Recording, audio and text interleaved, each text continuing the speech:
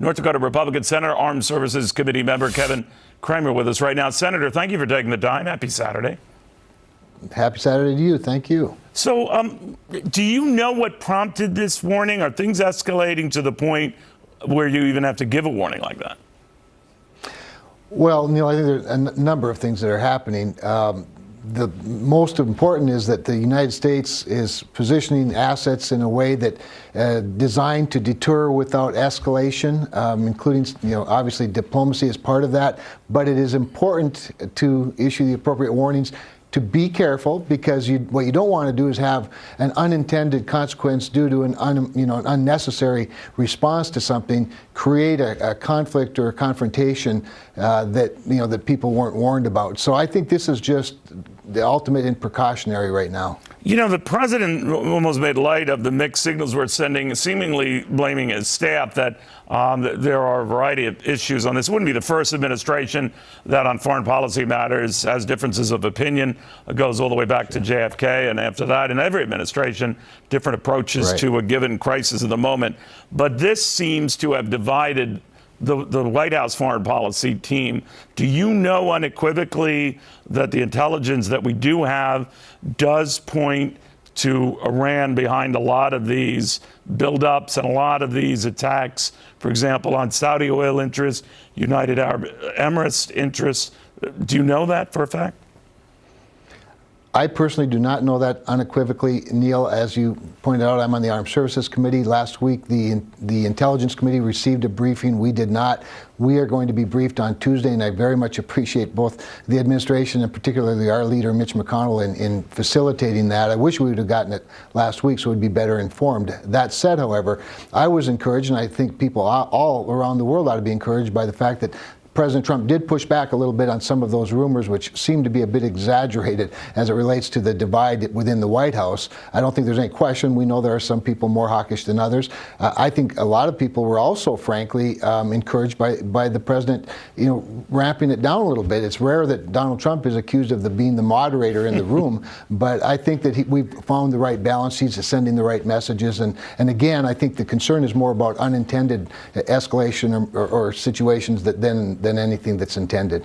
Senator, a lot of fingers point toward John Bolton, that he is stirring up something here that doesn't mean we should be stirring it up. Any thoughts on your part? Well, I don't know, but I think it's worth knowing that sometimes good cop, bad cop's not a bad game to play either. I don't know what messages they're trying to send throughout the world. I think what's really important is that we have clear messaging to our allies and that they're comfortable. I think most of their anxiety that they've expressed, again, has been due to concern of escalation due to something that's unintended more than intended. So I don't know what exact role Ambassador Bolton is playing in all of this, or if there's a legitimate difference. But it seems to me that the president has put most of that to rest, and that all members of the administration seem to be on the same page, and I think that's important. A part of, and I know you'll get your briefing on Tuesday, Senator. So I know you want to be very cautious here, as you should be. But yes, there have been reports of missiles in boats, Iranian boats. The Iranians say are purely for defensive purposes. We suspect or fear might be for offensive use against American personnel in the region. Both sides seem to be misreading the other. That's a safe conclusion to make. How is this dialed down?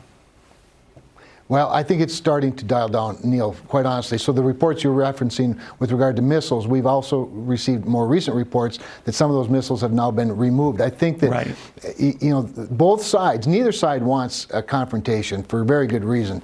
And yet at the same time, when you think about the Iranian leadership, for example, that they have a particularly difficult challenge, because on the one hand, they don't want the confrontation, certainly a military confrontation. On the other hand, they don't want to appear weak to their own people, because at the end of the day, the Iranian people are, they have a long history of wanting something different than what they're getting, and I think they're growing increasingly uncomfortable from within with their own regime. So while it seems like a powder keg, and it certainly is and could be, in my mind there's also opportunity in Iran to influence freedom-loving people. But it's not just about Iran, right? The whole community is in a bit of turmoil. They have plenty of surrogates in the region. Obviously, there are oil interests, the oil assets that have been sabotaged, that have been vandalized, raises concern in the light of our additional sanctions on Iran's oil and their ability to export that oil. So it's not just Iran, but I think you ramp it down just how the president's doing it now. We tamp it down by de-escalating the rhetoric. And sometimes you also have to give your adversary a little room to maneuver and allow them to be able to back out with some grace and some dignity. Yeah, that's well said. Senator Cramer, very good seeing you again, sir. Thank you. Always my pleasure. Thanks, Neil.